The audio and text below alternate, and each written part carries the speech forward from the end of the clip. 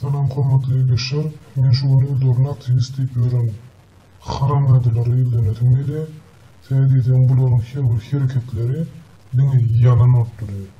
Ýagny, häzir şu videoda Murat Gurbanow näme diýär? Assalamu alaikum, gaderli vatandaşlar. Men Murat Gurbanow, devlet lideri. Men şu çıkışımda size 14. sentýabryndaky Türkmenistan'ın protestlarının neticeleri boyunca ayet geçirdim.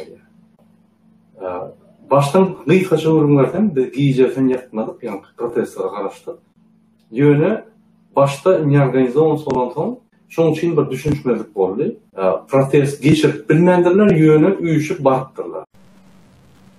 Şimdi bir yalançı ki dağını egin meşhurun kakımrakı deyip neymi deyip yalan söylüyor. Seyredin bu izanı.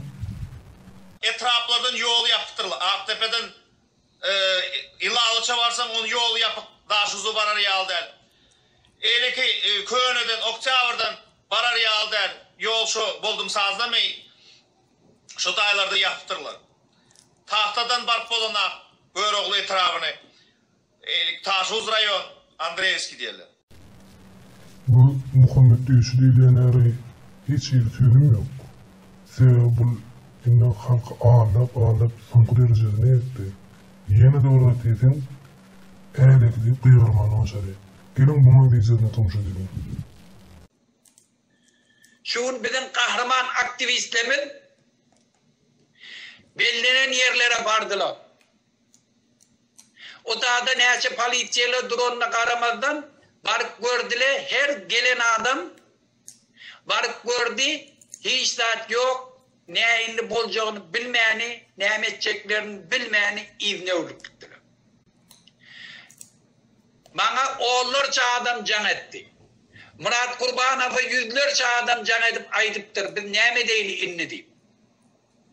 Yönü bilim, neyme edeceğimizi bilmeyedik, hakikatini aydı.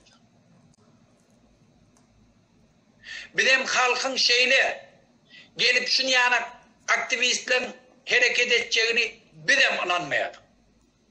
Ve sizin bir toparın ananmasızlığı yani. Dürlü yerlerden bana can ettiler. Ben hadir Aşkabat şehrinin içinde Svaboda köşesinden can ettiye. Gelip dirli maşgalatı bile. Biz geldik için göremdak neyme değil bitti. Benim hiç cevabım yok neyme etmeli. Gördüğümü Muhammed'le geçer. Bu haram edilen sözlerine anar yanıklarlar. Türkmenistan demokratiya sayılağı size öz teklifini veriyor. Biz her adama miting çıkan, protest çıkan adama $500 meşhuruna kommersiya kurs boyunca biz tölersiz. Biz pul verip adam çıkacak. Eğer de pulu için adam çıkan olsa çıkmadı.